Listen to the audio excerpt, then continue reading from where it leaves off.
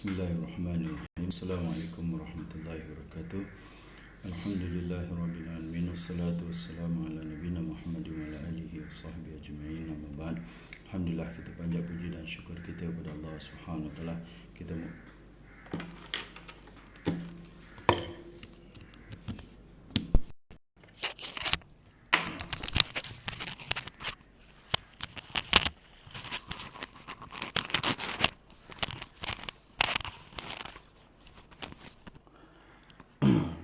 Alhamdulillah, kita panjat puji dan syukur kita kepada Allah Subhanahu wa taala, dan kita mohon pengampunan Allah atas segala dosa kelemahan kita. Kita mohon perlindungan Allah Subhanahu wa taala daripada kejahatan diri kita, dan moga-moga kita termasuk orang yang mendapat peringatan Allah Subhanahu wa taala setiap hari. Insya-Allah taala untuk sesi kita tazkirah harian kita pada pagi ini, kita akan melihat kepada surah Az-Zumar, surah yang ke-39, ayat yang ke-27, mula daripada ayat 27, muka surat 461. A'udzu billahi minasyaitonir rajim. Wa laqad darabna lin-nasi fi hadzal qur'ani min kulli mathalin la'allahum yatadhakkarun. Qur'anan arabiyyan ghayra dhi 'iwajin la'allahum yattaqun. ضرب الله مثلا رجلا فيه شركاء متشاكسون ورجلا سلما لرجل هل يستويان مثلا الحمد لله بل أكثرهم لا يعلمون إنك ميت وإنهم ميتون ثم إنكم يوم القيامة عند ربكم تختصمون. Sadaqallahul Azim. Allah Subhanahu wa taala pada ayat ini memuji Al-Quran. Ini adalah sebagai pujian kepada Al-Quran. Kalau ayat sebelumnya, beberapa hari ataupun beberapa sesi yang kita telah baca ayat Az-Zumar, Allah Subhanahu wa taala memuji Al-Quran sebagai ahsanal hadis, sebaik-baik perkataan. Sekarang ni Allah Subhanahu wa taala menjelaskan lagi satu aspek daripada Al-Quran ini, menjadikan dia kitab yang agung sekali. Walaqad darabna lin-nas, dan demi sesungguhnya, Allah Subhanahu wa taala bersumpah di sini, demi sesungguhnya kami telah mengemukakan, kami telah memberikan kepada manusia fi hadzal Quran, pada Quran ini, min kulli mathal, dari setiap daripada berbagai misal, perbandingan, permisalan ataupun perumpamaan di dalam Al-Quran. Jadi dalam Al-Quran ni banyak ayat, banyak permisalan atau perbandingan yang Allah Subhanahu wa taala kemukakan. Ini sebab permisalan ini apa tuan-tuan? Biasanya dengan permisalan ini kita boleh nampak jelas hakikat sebenar suatu perkara itu. Boleh mendekatkan kefahaman kita. Bila kita bagi permisalan, orang dapat lihat hakikat sebenar sesuatu yang nak dikemukakan. Kalau kita cakap berpusing-pusing, lebih baik kita bagi satu contoh je, misalan dia macam gini. Jadi orang tahu macam takkan putus air dicincang. Kita nak cakap tentang betapa pentingnya hubungan silaturahim ni, kita bawa tidak akan putus air dicincang. Orang tahulah masalah dia, macam mana pun air itu takkan putus. Tapi dia punya permisalan, perbandingan, perumpamaan itu pada air. Jangan tengok air cuba nak putus, bukan itu. Macam anjing yang menyalak ke bukit. Jangan pergi tengok anjing yang menyalak tu, bukit, pergi tengok anjing. Bukan itu yang nak disampaikan. Dia punya point dia adalah dia punya pengajaran dia, apa yang nak dikemukakan. Jadi dalam Quran banyak sekali permisalan. Nanti Allah Subhanahu wa taala akan jelaskan satu daripada permisalan. La'allahum yatadhakkarun, supaya mereka ambil peringatan. Sekali lagi, peringatan dengan pelajaran. Al-Quran ni satu peringatan dan satu pelajaran dalam Al-Quran ni.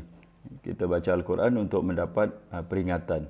Jadi Allah Subhanahu wa taala bukan direct terus cakap dengan kita. Segala peringatan Allah SWT bawa perumpamaan supaya kita dapat memahaminya, perumpamaan itu. Kemudian Allah SWT memuji Al-Quran Quranan Arabiyan, iaitu sekali lagi Allah nak tegaskan ayat ni 2 kali. Tadi Allah dah tentang Al-Quran, kemudian Quranan Arabiyan, Quran yang berbahasa Arab. Jadi kita tahu bahawa Al-Quran ni di hadapan kita ada bahasa Arab dan ada yang bahasa Melayu. Kalau bahasa Melayu tak dinamakan Al-Quran, yang dinamakan Al-Quran adalah bahasa Arab. Dan supaya kita supaya kita ambil perhatian, kalau Quran ini sebaik-baik perkataan yang paling baik dalam bahasa Arab pula. Jadi bererti apa? Bahasa Arab adalah bahasa yang terbaik. Bahasa Arab adalah bahasa yang terbaik yang diturunkan oleh Allah Subhanahu Wa Taala. Jadi rugilah kita tuan-tuan, rugilah kita kalau kita tak ambil kesempatan semasa kita hidup ni untuk kita belajar bahasa Arab. Kalau dapat kita belajar bahasa Arab sedikit ke, kita luangkan sedikit masa untuk kita belajar bahasa Arab dengan niat untuk kita untuk kita memahami Al-Quran. Kalau niat kita betul, niat kita suci, hanya semata-mata Al-Quran, nescaya Allah Subhanahu Wa Taala akan mudahkan. Sebagaimana firman Allah, walaqad yassarnal Qur'ana lidzikri fahal min muddakir. Sungguhkah kami telah mudahkan Al-Quran ini untuk dipelajari. Kata ulama, termasuk bahasa dia. Bahasa Al-Quran yang mudah, yang indah. Memang kalau kita lihat di YouTube, orang Korea faham Quran. Orang Korea, tuan-tuan. Kadang yang bukan Islam, kalau Islam okey lagi. Yang bukan Islam faham Al-Quran dalam bahasa Arab. Dulu saya cerita, saya dulu pernah bekerja lah di Busra Street, di Arab Street, jual buku tu untuk Muslim Media, depan Pariaman, depan restoran Pariaman. Ada dua orang Jepun datang. Jepun, dia cakap we want to buy Quran. So saya cari terjemahan English punya translation, saya bagi kepada mereka, dua perempuan ni, this is no, we want the only Arabic one. We don't want the translation. So saya tanya dengan dia, awak dua takkan faham ini Arabic. No. We will study the language. We will study the language. We want to know. Subhanallah, terduduk saya. Bagaimana perempuan Jepun ni cakap banyak. Dua perempuan Jepun cakap kita akan belajar. We will study the language. We want to know from the language. Tak nak translation. Subhanallah, semangat betul mereka. Jadi kalau kita ada masa, kita belajar bahasa yang terbaik sekali itu bahasa Arab, merupakan bahasa Al-Quran Arabiyan. Kemudian Allah Subhanahu Wa Taala memuji Al-Quran ini ghaira dhi-iwajin, yang tidak mengandungi keterangan yang terpesong, kebengkokan. Tak ada kebengkokan di dalamnya, tak ada perkara yang crooked gitu kan, terpesong isi kandungan Al-Quran. La'allahum yattaqun. Tujuan Allah Subhanahu Wa Taala turunkan Al-Quran, la'allahum yattaqun, supaya mereka bertakwa. Supaya bila dengar peringatan ini, bila dengar peringatan daripada Allah Subhanahu Wa Taala, dengar amaran daripada Allah Subhanahu Wa Taala, mereka rasa takut. Mereka takut dan mereka akan amalkan. Bila orang ni takut ni, kan kita selalu sebutkan, bila orang ni takut akan perintah, arahan kerajaan atau pemerintah, dia akan jadi a good citizen. Nak jadi good citizen ni mesti takut akan perintah, larangan, amaran kerajaan sekarang ni, jangan keluar rumah, stay at home. Jangan keluar rumah, duduk di rumah. Kalau a good citizen, seorang rakyat yang baik adalah dia dengar amaran kerajaan, jangan keluar, kamu akan menyebarkan virus ni, kamu akan boleh menyebar, boleh memburukkan lagi keadaan. Jadi dia dengar, dia akan duduk di rumah. Sama juga kalau seorang ini dia dengar perintah Allah dan ada perasaan takut, dia akan straight. Sebagaimana Al-Quran ini, dia ni lurus, dia tak bengkok. Orang yang ikut dengar dan takut kepada arahan Al-Quran ni, dia pun akan mustaqim, dia akan straight juga. Itulah kita mohon kepada Allah Subhanahu Wa Taala, peringatan untuk diri saya dan tuan-tuan, untuk kita sama-sama kita mengambil seriuslah peringatan di dalam Al-Quran ini, dan moga-moga kita dapat mengamalkan apa yang Allah Subhanahu Wa Taala janjikan, mengamalkan apa yang Allah janjikan dan meninggal apa yang Allah larang, yang Allah beri kita amaran. Kemudian Allah Subhanahu Wa Taala membuat permisalan, perbandingan, satu misal perbandingan. Daraballahu mathalan. Kalau orang yang dah belajar bahasa Arab, daraba fi'il madin, Allahu lafzul jalalah fa'ilun, fa'il dia, mathalan maf'ulun bihi, dia dah belajar. Jadi daraballahu mathalan rajulan fihi syuraka. Allah Subhanahu Wa Taala memberi satu misal perbandingan. Rajulan fihi syuraka, seorang hamba lelaki yang dimiliki oleh beberapa orang. Syuraka mutasyakisun. Orang ni semua orang yang buruk akhlak dia, yang berkongsi orang yang bertentangan tabiat dan kemahuannya. Mutasyakisun ini orang yang selalu mereka ni beberapa orang ni, mereka adalah tabiat mereka, kemahuan mereka, kehendak mereka bertentangan, dan mereka mempunyai akhlak yang buruk, mempunyai akhlak yang buruk, selalu bergaduh. Dia dengan dia pun bergaduh, dia dengan dia bergaduh. Contohlah kalau zaman dulu permisalan ini tentang seorang hamba. Sekarang ni tak ada hamba. Sekarang ni adalah seorang tu, kalau dia ada bos, dia ada director, dia kerja di company, director ni semua akhlak-akhlak yang buruk dan macam-macam kehendak yang mereka ada. Jadi pada satu hari aja berbagai-bagai arahan, instruction. Kadang instruction ni bertentangan pula. Siapa yang aku nak ikut ni? Si A, bos A cakap buat ini, bos B cakap buat ini, hari ini kau buat ini, hari ini kau selesaikan ini. Yang lagi satu, kau tak payah buat apa yang bos tu cakap, kau buat apa yang aku cakap. Daslah dia pun bingung. Siapa yang dia nak ikut, siapa punya kemahuan, siapa yang dia nak puaskan. Dia pun tak tahu. Ada beberapa bos yang apa ni, dia perlu penuhi kemahuan mereka tu. Itu satu lelaki. Yang satu lelaki Allah cakap wa rajulan salaman li rajulin, dan seorang hamba lelaki yang lain yang dimiliki oleh seorang sahaja.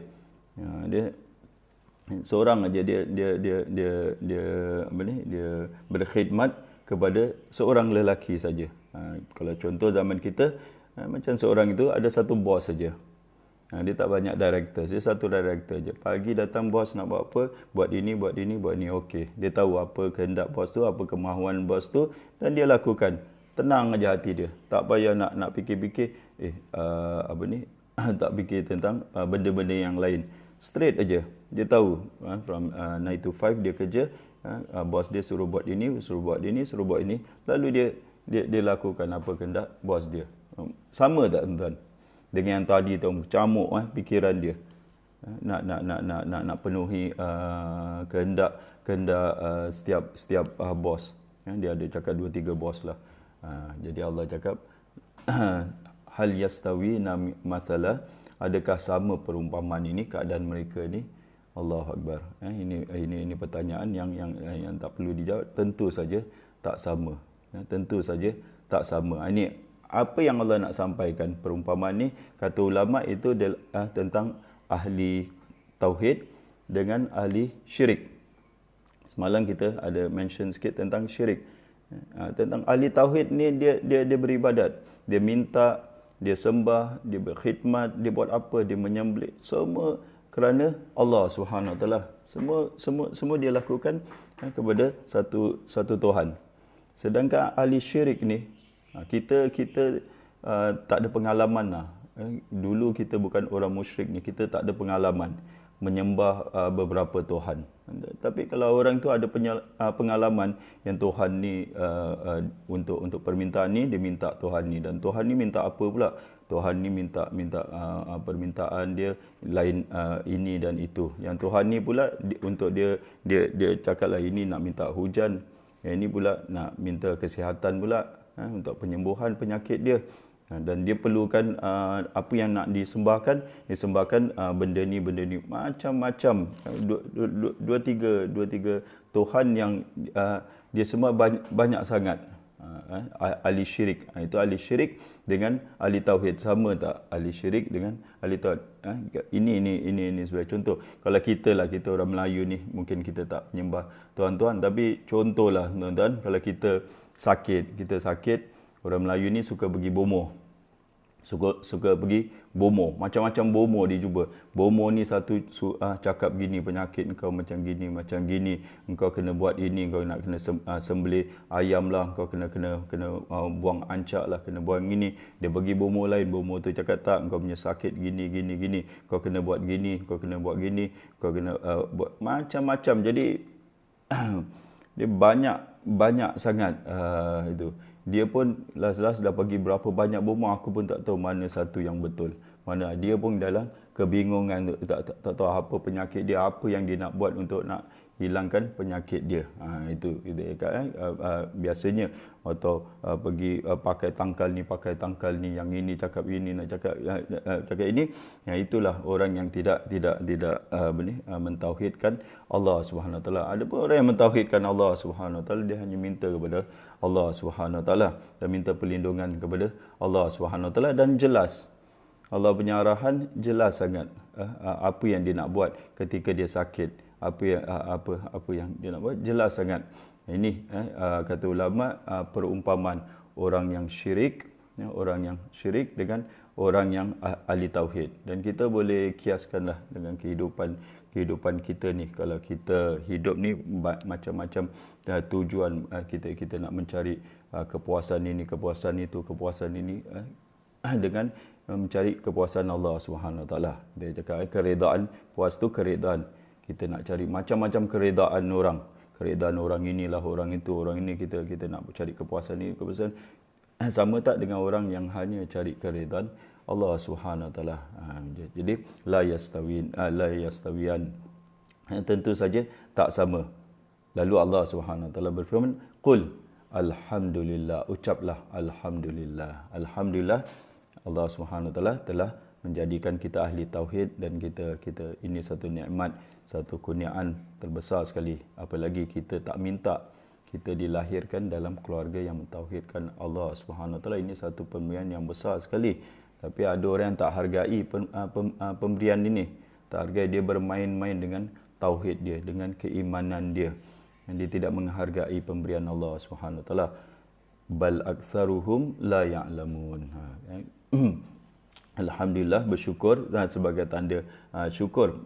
Tetapi kebanyakan ataupun bahkan kebanyakan mereka, iaitu orang-orang musyrik itu, tidak mengetahui hakikat sebenarnya mentauhidkan Allah Subhanahu Wa Taala. Biasanya statement orang-orang convert ni, mereka yang convert ni, kita boleh dengarlah perasaan mereka. Kita tak sama. Kita tak melalui pengalaman mereka menyembah Tuhan-Tuhan yang banyak atau Tuhan-Tuhan yang palsu dengan selepas mereka masuk Islam. Lega sangat hati mereka. Kemudian bila Rasulullah sallallahu alaihi wasallam sampaikan akidah ni kepada orang-orang Mekah pada waktu itulah, mereka tak sukalah bila Rasulullah sallallahu alaihi wasallam mencemuh mereka, atau Rasulullah merendah-rendahkan Tuhan mereka. Ini bukan Tuhan, ini adalah patung saja, ini adalah batu saja. Kenapa awak nak sembah? Sebagai contohlah tuan-tuan, selalu saya sebut, kalau seorang ini dia ambil patung sebagai isteri dia, okey tak tuan-tuan? Patung, dia beli patung, dia letak kat rumah, dia bujang, dia letak patung kat rumah, dia kata ini isteri aku. Tiap-tiap pagi dia kata, Mina, kau jaga rumah, kau jangan pergi mana-mana. Lepas tu dia pergi keluar kerja, balik, Mina sihat kau. Dia peluk-peluk patung tu. Kita cakap, apa salah, tak betul orang ni jadikan patung sebagai isteri dia. Tapi patung ni masih okey lagi tuan-tuan. Ada orang yang lagi teruk lagi. Patung itu dijadikan Tuhan dia. Tempat dia meminta, tempat dia menyembah, tempat dia takut, tempat dia mencurahkan harapan segala-galanya. Kalau tadi isteri okey lagi, untuk dia bercinta-cinta saja. Yang ini segala-galanya Tuhan. Malahan patung itu lebih tinggi daripada dia. Patung itu lebih tinggi daripada dia. Itu yang bila Rasulullah SAW nak jelaskan hakikat syirik kepada masyarakat Arab tu, mereka marahlah, dan mereka mempunyai rancangan jahat untuk membunuh Rasulullah SAW, ataupun mereka harapkanlah biarlah Rasulullah SAW ni, kita cakap Muhammad, mereka cakaplah Muhammad ni matilah. Kenapa Muhammad ni tak mati? Kenapa dia masih hidup, mengacau aja kita dalam penyembahan kita. Jadi Allah SWT berfirman, innaka mayyitun, sesungguhnya engkau wahai Rasul akan mati. Wa innahum mayyitun, dan sungguhnya mereka juga akan mati. Juga akan mati. Kemudian last sekali Allah cakap, firman Allah, summa innakum yaumal qiyamah, kemudian kamu semua pada hari kiamat ini, inda rabbihim, di sisi Tuhan kamu, takhtasimun, akan bertengkar. Jadi pertengkaran kamu, konflik, cakap konflik agama lah pada waktu itu, konflik agama Islam dengan agama orang-orang musyrik ni, konfliknya dia tak selesai di dunia, tak selesai sampai ke akhirat. Sampai ke akhirat kamu akan bertengkar lagi. Jadi bayangkan tuan-tuan, konflik yang Rasulullah SAW hadapi itu tak selesai. Walaupun dah mati, kata Allah, kamu akan mati, mereka pun akan mati, dua-dua akan mati. Tapi walaupun dah mati, nanti di akhirat dibangkitkan, akan berbantah-bantah, akan bertengkar, akan bertelagah di depan Tuhan kamu. Itu tafsiran lah, bagi tafsiran dia. Tapi pengajaran dia, apa pengajaran dia? Pengajaran dia nak cakap kepada kita bahawa kita punya persengketaan, kita kadang tak setuju dengan orang lain. Kita kadang bertengkar dengan, biasalah dalam urusan kita setiap hari kita, daripada kita akil balik sampai sekarang ni, banyak benda yang kita tak setuju dengan orang, kita bertengkar. Jadi kata ulama, perkara-perkara yang ini semua kalau tak settle di dunia, kita akan bawa nanti di akhirat. Kita akan bawa di akhirat. Rasulullah SAW bila melihat kepada 2 ekor kambing yang sondol menyondol itu, Rasulullah SAW cakap, hari ini kau tengok dia, kepada seorang sahabat, hari ini kau tengok kambing ni sondol bersondol, besok mereka akan sondol lagi di depan Tuhan ni. Mereka akan teruskan lagi dengan dia punya pergaduhan. Dia tak settle di sini, nanti mereka akan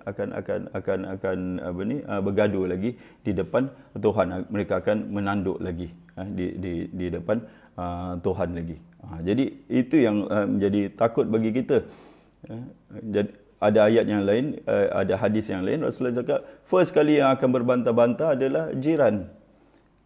Kenapa dia tanam pokok dia kacau aku gini, kenapa dia buat bising, dia buat itu.